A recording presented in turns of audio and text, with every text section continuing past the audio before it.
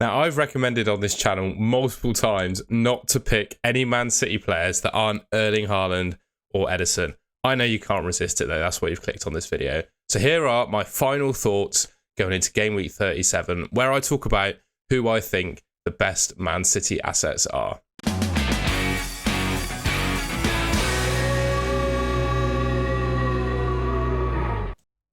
So as I said, my true feelings on the Man City squad are this. I personally would only consider Erling Haaland. I've got Jack Grealish in my team at the moment. Whilst I don't think he's bad, I'm not sure I'd be spending a transfer to bring him in. That's my personal view.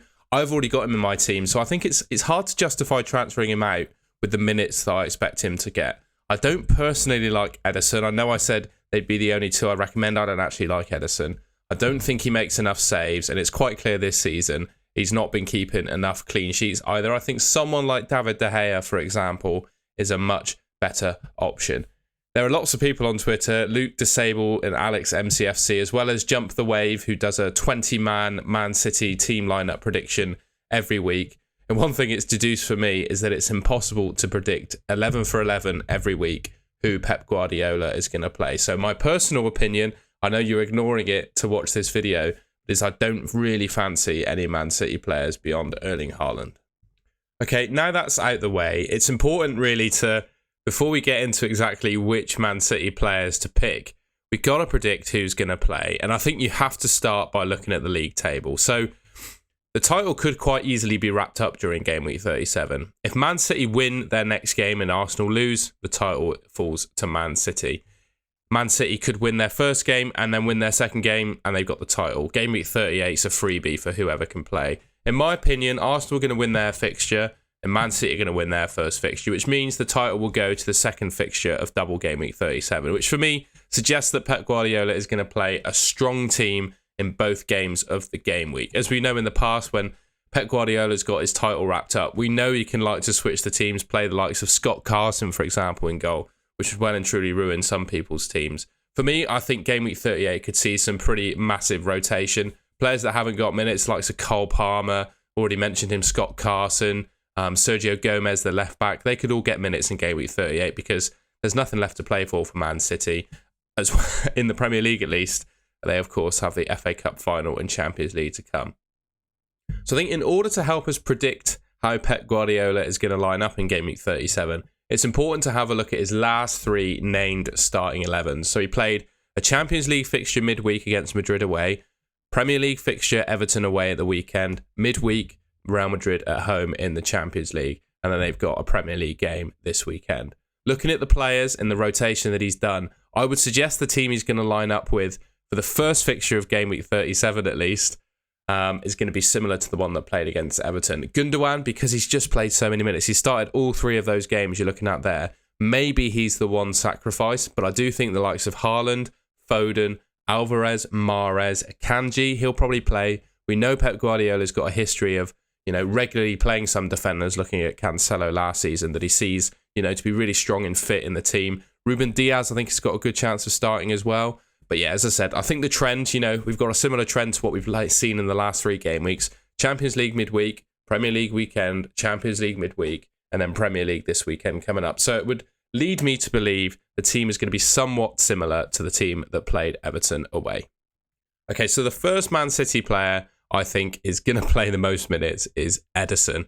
Undoubtedly for me, he's probably the most nailed defensive player in that team. We could see some rotation, though, in Game Week 37, particularly if City have the league wrapped up. I think we could see someone like Ortega playing. He's been the cup goalkeeper so far. He could well play in the FA Cup final, and it could serve as like a warm-up game for him. We've also seen Pep Guardiola starting Scott Carson when the league title has been wrapped up as well. But I see the league title go into the end of Game Week 37 for Man City, and that makes me think that Ederson is going to play both of the fixtures. Obviously, if the title's won in Game Week 37, it does mean Game Week 38 is up in the air. Does Ederson play in Game Week 38? Who knows? So if you're bringing him in this week, you can probably expect him to play both games in 37, but then Game Week 38, I'd suggest it could be anyone. So think about that when picking him. Okay, I thought I'd name my two favourite defenders. Pep seems to be liking Akanji and Diaz at the moment as his standout two. I would say John Stones is by far the best performing Man City defender this season. He's been absolutely excellent in that new sort of midfield pivot role. But I think just because he's slightly more injury prone than these two guys, he's going to play less minutes, whereas Akanji and Diaz seem to be able to play week in, week out without really having an issue. And I think just Akanji, his ability to play on the right, in the centre and on the left makes him such an attractive option for Pep. And I think he's going to play both fixtures of 37, as I also think Diaz will. Another thing, both players have been rested this month. So Diaz was rested against Leeds on the 6th of May and Akanji was on the bench against West Ham. He came on later on, but he did get a substantial amount of rest in that game. Maybe that's the one rest they're getting in May. And I'm just looking at the date, on the 18th of May now.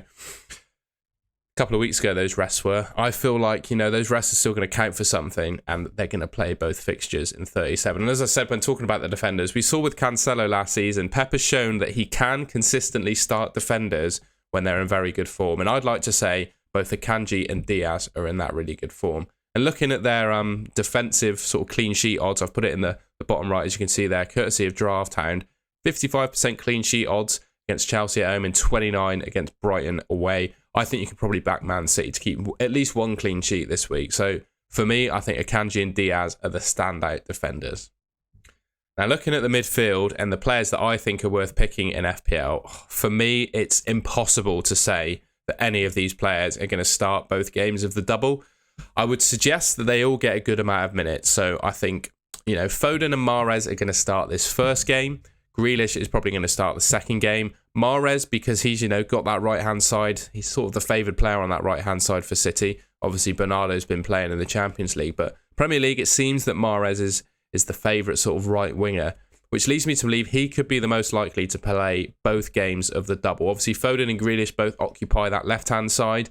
Grealish seems to be more favoured in that left-hand side position. Gundogan, who I really like at the moment, as we saw in the previous three lineups, he's played pretty much all of the games in the last, 3 games in the last basically week.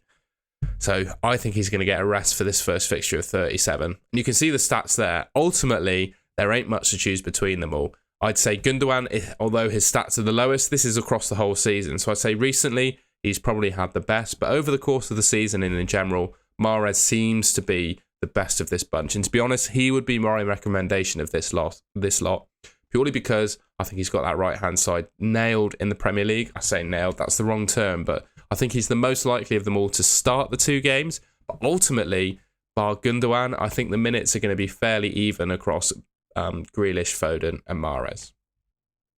Alvarez is actually my favourite of the Man City outfield players that aren't named Erling Haaland.